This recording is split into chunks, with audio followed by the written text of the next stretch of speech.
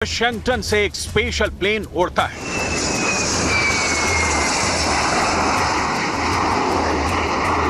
हवा में 8,700 किलोमीटर का सफर पूरा करके तुर्की के अंकारा में लैंड होता है। रूस की राजधानी मॉस्को से भी एक खास विमान हवा में उड़ा और 3,000 किलोमीटर की दूरी नापकर अंकारा में उतरा।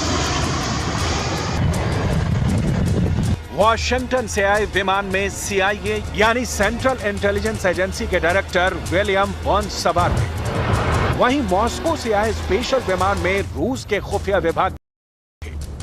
तुर्की के अंकारा में एक सुपर स्पेशल और सीक्रेट मीटिंग हुई। मीटिंग का मुद्दा था परमाणु युद्ध।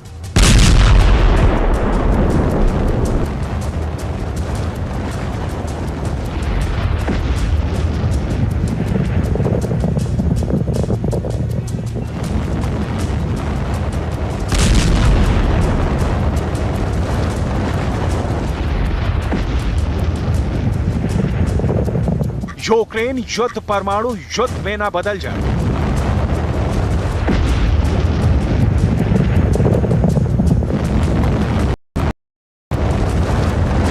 इसके लिए अमेरिका और रूस के सीक्रेट मीटिंग में किसकी मुलाकात हुई, क्या बात हुई, मीटिंग का क्या नतीजा निकला, इसे पूरी दुनिया जानना चाहती है। माना जा रहा है कि इस मीटिंग के फैसले में न्यूक्लियर वॉर का कोड छिपा है। एटम बम का वो कोड भी हम डिकोड करेंगे। लेकिन सबसे पहले दुनिया के बड़े न्यूक्लियर पावर परमाणु युद्ध को लेकर क्या राय रखते हैं, इसे जान लीजिए।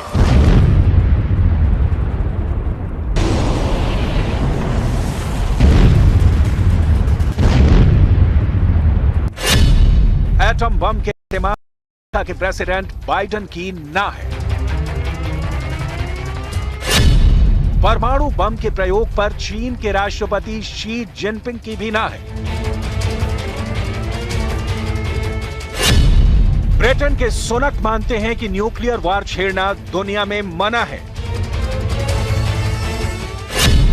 लेकिन रूस के राष्ट्रपति पुतिन के ऑफिस में अभी न्यूक्लियर वार पर पीली बत्ती जली है।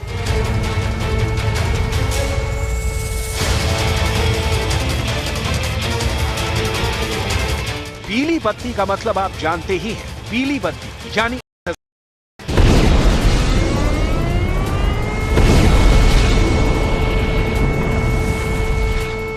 क्रेमलिन में जल रही पीली बत्ती कब हरी बत्ती में बदल जाए, ये कोई नहीं जानता।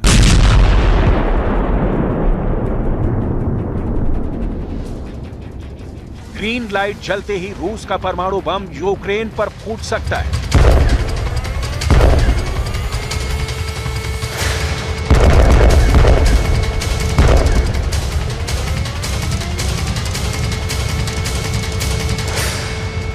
पूरी दुनिया जानती है, महीनों पहले ही रूस यूक्रेन से परमाणु युद्ध में बदलना है, इसकी ट्रेनिंग ले चुका है।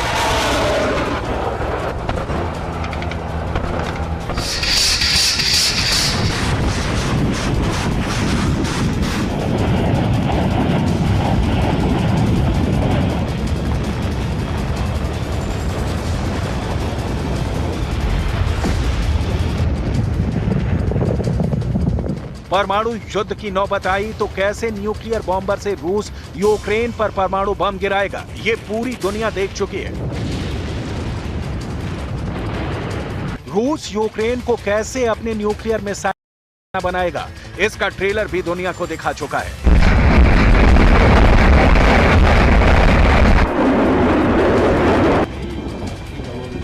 परमाणु पनडुब्बी से कैसे न्यूक्लियर मिसाइल दागी जाएगी, इसका भी अभ्यास हो चुका है। काला सागर में युद्धपोत के जरिए रूस कैसे यूक्रेन में न्यूक्लियर वॉर शुरू करेगा, इसका भी रिहर्सल हो चुका है। यही वजह है कि दुनिया डरी हुई है। सबसे टेंशन में अमेरिका है। अमेरिका हर हाल में परमाणु युद्ध को रोकना चाहता है।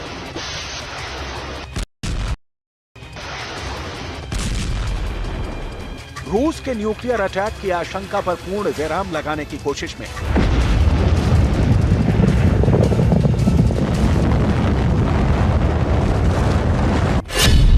यही वजह है कि CIA डायरेक्टर विलियम बर्न्स ने अपने रूस के काउंटर पार्ट और रूस के एसवीआर के प्रमुख सर्गेई नारिशकिन से अंकारा में मिले।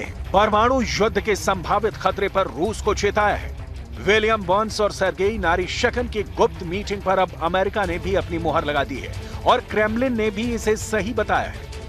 यानी अब अमेरिका ने तनातनी छोड़ रूस फिर से न्यूक्लियर टॉक शुरू कर दी है। सीआईए के डायरेक्टर विलियम बर्न्स की सीक्रेट मीटिंग इसलिए भी बहुत खास थी क्योंकि पुतिन क्या करने वाले हैं, वो क्या सोच रहे हैं, परमाणु विशेषज्ञों के लिए जानना मुश्किल है। पुतिन के मन में क्या है ये कोई नहीं जानता। क्रेमलिन पर कड़ी नजर रखने वाली अमेरिका की सीक्रेट सर्विस भी बेचैनी में है। पुख्ता तौर पर नहीं कहा जा सकता कि पुतिन परमाणु युद्ध पर क्या फैसला लेने वाले हैं।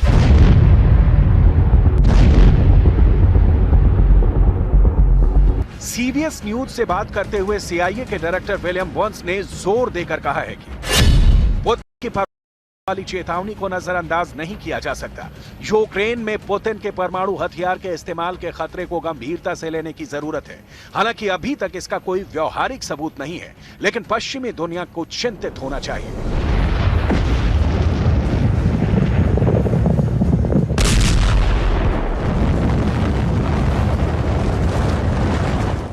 अगर पुतिन यूक्रेन पर परमाणु हमला करते हैं तो यह जंग कीव और मॉस्को तक ही सीमित नहीं रहेगी।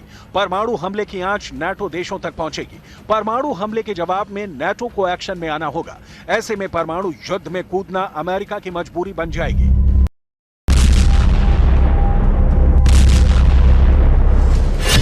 लेकिन गौर करने वाली बात यह है कि अंकारा में रूस के सर्गेई नारिशकिन से मिलकर विलियम बर्न्स सीधे यूक्रेन की राजधानी कीव पहुंच गए। कीव पहुंचकर CIA director William Burns Zelensky से मिले हैं। विलियम बर्न्स का पहले रूस के खुफिया एजेंसी के चीफ से मिलना, उनसे परमाणु युद्ध को लेकर बात करना और फिर ज़ेलेंस्की से मिलने कीव आना, उनसे बात करना, इसके कई मायने निकाले जा रहे हैं। उसमें एक मायना न्यूक्लियर वार से जुड़ा बताया जा रहा है।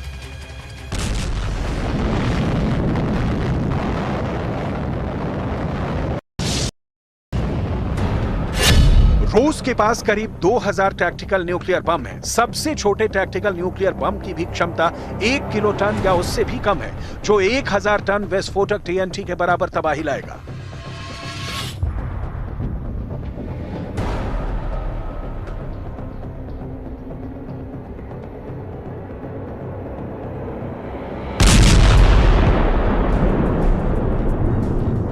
दावा किया जा रहा है कि रूस इसलिए भी टैक्टिकल न्यूक्लियर बम को फोड़ने का फैसला ले सकता है क्योंकि उनका यह कदम एक तरफ यूक्रेन की हिम्मत को तोड़ देगा तो वहीं दूसरी तरफ अमेरिका तक भी सीधा देश पहुंच जाएगा।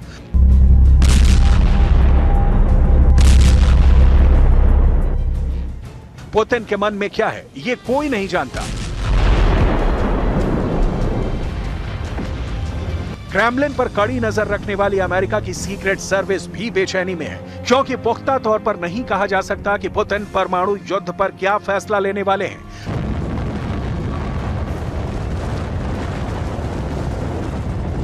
अगर पुतिन यूक्रेन पर परमाणु हमला करते हैं तो यह जंग कीव और मॉस्को तक ही सीमित नहीं रहेगी। परमाणु हमले की आंच नाटो देशों तक पहुंचेगी। परमाणु हमले के जवाब को एक्शन में आना होगा। ऐसे में परमाणु युद्ध में कूदना अमेरिका की मजबूरी बन जाएगी।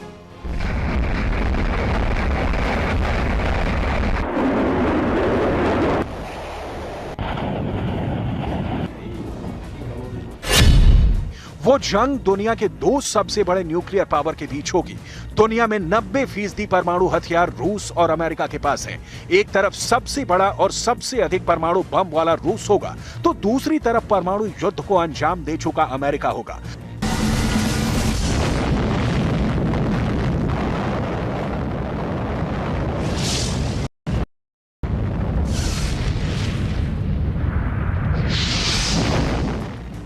लेकिन रूस ने इससे उलट बहुत ही बड़ा दावा किया है। रूस का दावा है कि अमेरिका उसके परमाणु ठिकानों को निशाना बनाने की तैयारी कर रहा है। दावा है कि वो जल्द ही रूस के परमाणु हथियारों के ठिकानों पर हमला कर सकता है। रूस के मुताबिक अमेरिका ने इसकी पूरी प्लानिंग भी कर ली है, यानी अमेरिका आने वाले वक्त में रूस के परमाणु ठिकानों को बर्बाद कर सकता है। और अगर ऐसा हो गया तो रूस और अमेरिका में सीधी जंग छिड़ जाएगी, क्योंकि अमेरिका को जवाब देने के लिए रूस भी बड़ा हमला बोल देगा और रूस के परमाणु ठिकानों पर हमले के जवाब में रूस का हमला भी परमाणु वाला हो सकता है।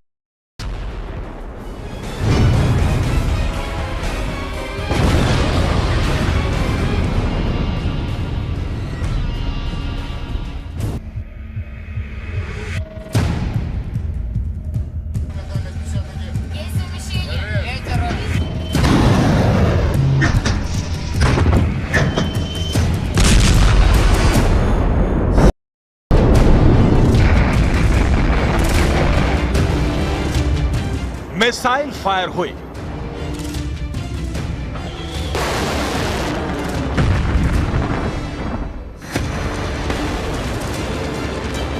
टारगेट पर क्या था?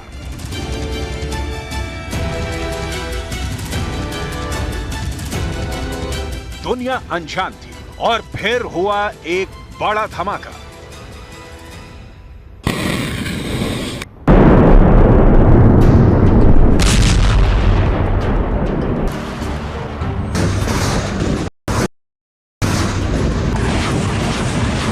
मिसाइल यूक्रेन से सटे पोलैंड के पूर्वी इलाके में गिरी। 2 लोगों की मौत हो गई, बड़ा नुकसान हुआ।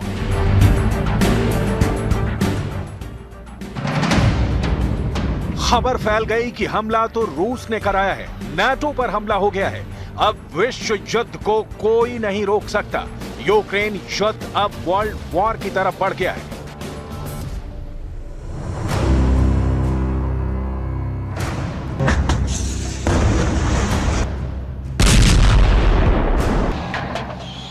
एक मिसाइल ने पूरे में दहशत फैला दी। मिसाइल का मलबा चेक हुआ तो पता चला कि यह रूस में बनी S-300 का टुकड़ा है। सबूत नंबर 1। यह है सबूत नंबर 2। ये S-300 मिसाइल के वो टुकड़े हैं जिनको देखकर शक हुआ कि मिसाइल रूस की बनी हुई है, तो हमला भी जरूर पुतिन ने कराया होगा, क्योंकि रूस लगातार यूक्रेन पर मिसाइलों से हमले कर रहा है और ये मिसाइल भी रूस की है जिससे उसने पोलैंड पर हमला किया है।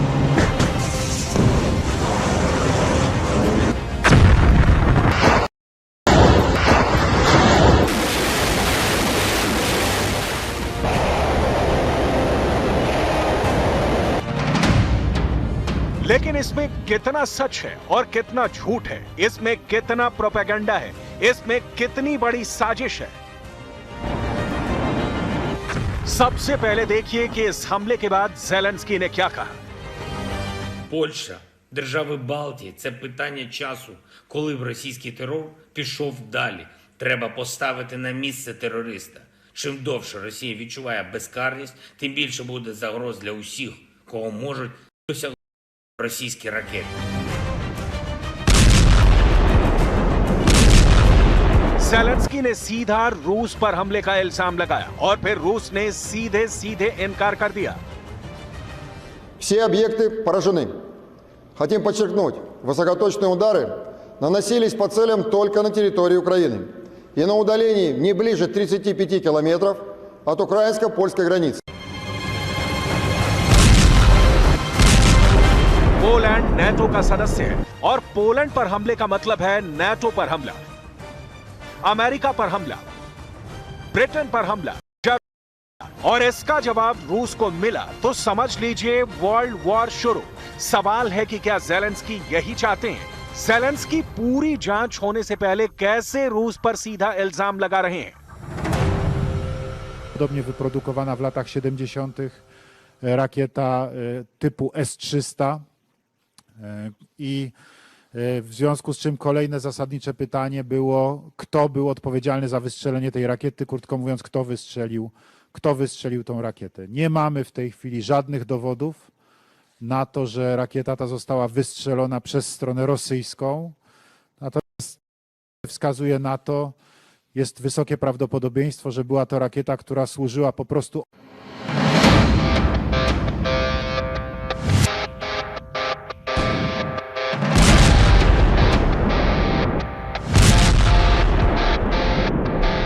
ज़ेलेंस्की और यूक्रेन तो शुरू से रूस को हर चीज के लिए बदनाम कर रहे हैं। ऐसे मौकों पर उनकी बातों का बहुत वजन नहीं रह जाता, क्योंकि खतरा वर्ल्ड वॉर का है। Ракетами по території НАТО. Це російський ракетний удар по колективній безпеці. Це дуже суттєва ескалація. Треба діяти.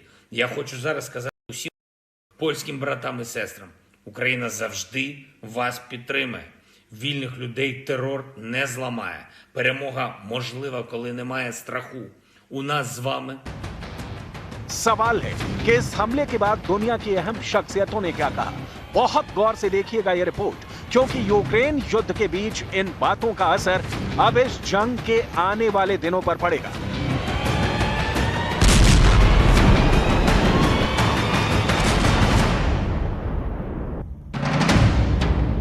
सवाल है कि पोलैंड ने क्या कहा, ज़ेलेंस्की के इल्जाम का क्या मतलब है, क्या रूस और फिर अमेरिका की तरफ से क्या रिएक्शन आया है। सबसे अहम अमेरिका का जवाब है।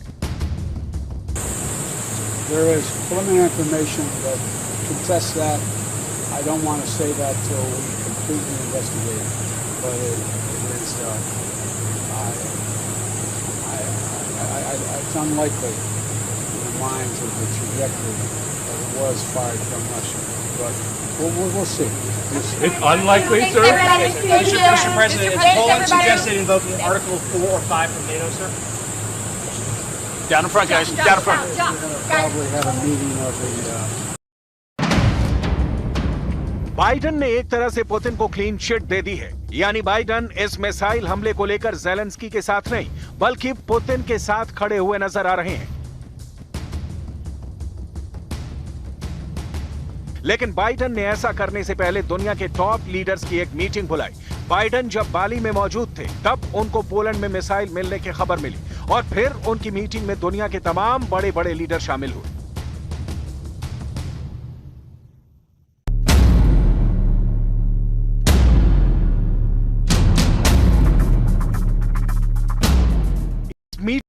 बाइडन बीचों बीच बैठे हैं, उनके साथ फ्रांस के राष्ट्रपति इमैनुअल मैक्रोन, कनाडा के प्रधानमंत्री जस्टिन ट्रूडो हैं, ब्रिटेन के प्रधानमंत्री ऋषि सुनक भी हैं, जर्मनी के चांसलर ओलाफ शॉल्ज भी हैं, दाईं तरफ यूरोपियन काउंसिल के प्रेसिडेंट चार्ल्स मिशेल हैं, जापान के प्रधानमंत्री फूमियो किशिदा हैं, उनके पीछे बैठे हैं हॉलैंड के प्रधानमंत्री मार्क रूट, साथ में स्पेन के प्रधानमंत्री पेड्रो सांचेज भी हैं। बाईं तरफ यूरोपियन कमीशन के अध्यक्ष उर्सुला लेन उनके पीछे बैठी हैं, इटली की प्रधानमंत्री Giorgia Meloni.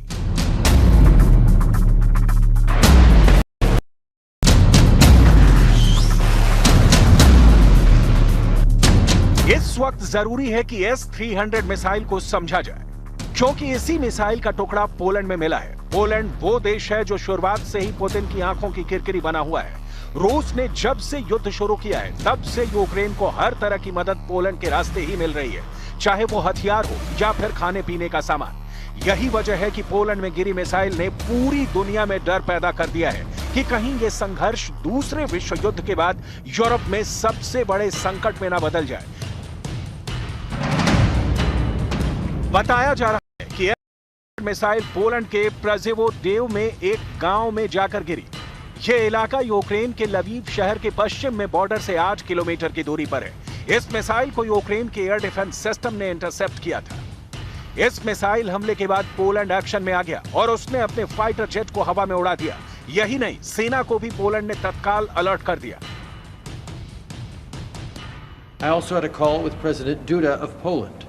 I offered my condolences and offered support for the investigation that will get to the bottom of what happened. Since the beginning of Russia's invasion, the Polish government and the Polish people have strong and stepped up for Ukrainians.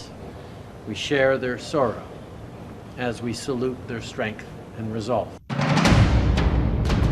अभी तक जो बातें साफ हुई हैं वो ये कि इस हमले को लेकर ज़ेलेंस्की ने सीधे रूस को जिम्मेदार ठहराया है और जिसे पुतिन की टीम ने खारिज कर दिया है। लेकिन बाइडन ने ज़ेलेंस्की की बात को झूठा बता दिया। तब उन्होंने कहा कि ये मिसाइल रूस की नहीं लगती। ऐसे में सवाल है कि सच्चा कौन है और झूठा कौन? क्या बाइडन ने पुतिन के साथ सेटिंग कर ली है या फिर ज़ेलेंस्की ने वर्ल्ड वॉर के लिए नेटो को भड़काने की कोशिश की है? क्या ज़ेलेंस्की सबसे बड़े खलनायक है? आखिर कौन जीता है वर्सेस नेटो का युद्ध?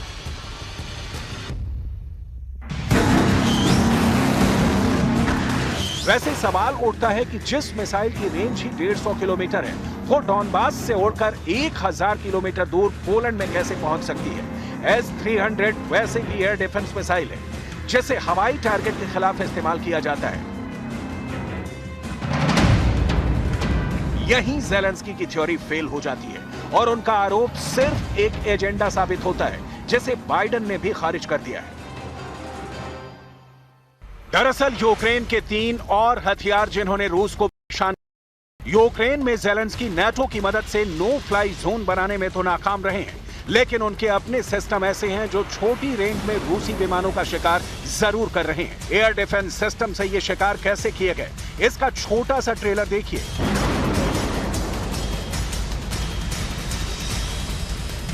इन हमलों के पीछे यूक्रेन के 3 एयर डिफेंस मिसाइल हैं, जो भले पुरानी हैं, लेकिन रूस के खिलाफ असरदार साबित हो रही हैं। पहला है स्टिंगर सिस्टम, जो अमेरिका से मिला है। दूसरा है एस्ट्रेला और तीसरा है सोवियत दौर का S-300 air defence system. Soviet संघ के जमाने से एक्टिव S-300 डिफेंस सिस्टम काफी भरोसेमंद हथियार माना जाता है। हैरान करने वाली बात यह है कि रूस अब उन्हीं हथियारों से मात खा रहा है जो कभी उसने तैयार किए थे। S-300 की फायर पावर देखिए, क्योंकि इससे तो नाटो की फौज भी घबराती रही है। S-300 एक ऐसा एयर डिफेंस सिस्टम है जिसकी रेंज 150 किलोमीटर है। यही एयर डिफेंस सिस्टम इस वक्त कीव को भी बचा रहा है। सीधा कहें तो वोलोदिमीर ज़ेलेंस्की अब तक इसी एयर डिफेंस सिस्टम की वजह से महफूज हैं। कीव में S-300 के तैनात रहने के मायने रूस भी बहुत अच्छी है, क्योंकि ये एयर डिफेंस सिस्टम भी सोवियत संघ के जमाने से रूस के पास है।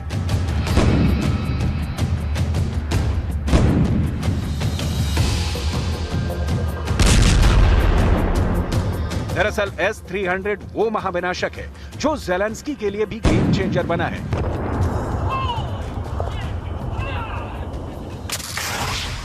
इस एयर डिफेंस सिस्टम के अलावा यूक्रेन को बाद में ऐसे नेटो से कई हथियार मिले हैं जिनसे उन्होंने रूस को रोका है। इनमें अमेरिका से मिली ज़ैवलिन मिसाइल है, ब्रिटेन से मिला एन-लॉस सिस्टम है, स्वीडन का AT-4 और तुर्की का TB2 ड्रोन है। अमेरिका और यूक्रेन का पुराना S-300 एयर डिफेंस सिस्टम है। ये 6 ऐसे हथियार हैं जिन्होंने यूक्रेन युद्ध का रुख पहले दिन से मोड़ दिया, रूस की चढ़ाई को रफ्तार नहीं पकड़ने दी। 23 और 24 फरवरी की रात को शुरू हुए यूक्रेन युद्ध की असली स्क्रिप्ट इन्हीं हथियारों ने लिखी है। यही यूक्रेन युद्ध में ज़ेलेंस्की की असली ताकत साबित हुए हैं।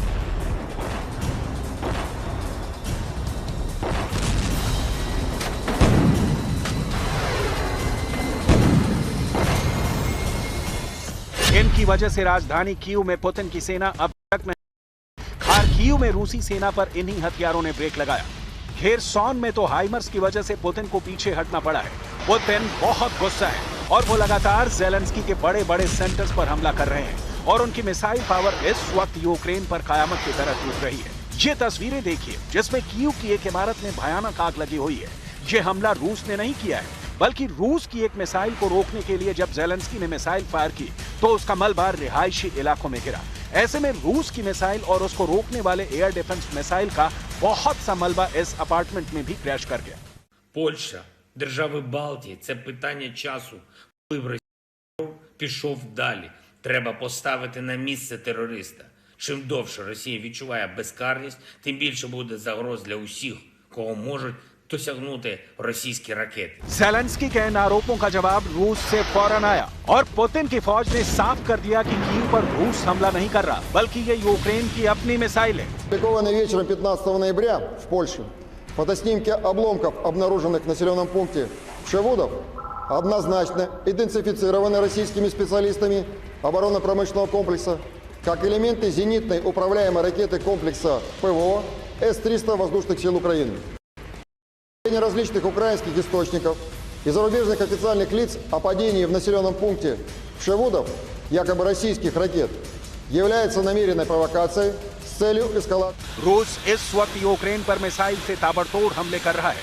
2 दिन के अंदर वो 6 अलग अलग तरह की मिसाइल दाग चुका है। देखा जाए तो खेरसॉन में मिली हार के बाद पुतिन ने अपनी मिसाइलों का गोदाम खोल दिया है।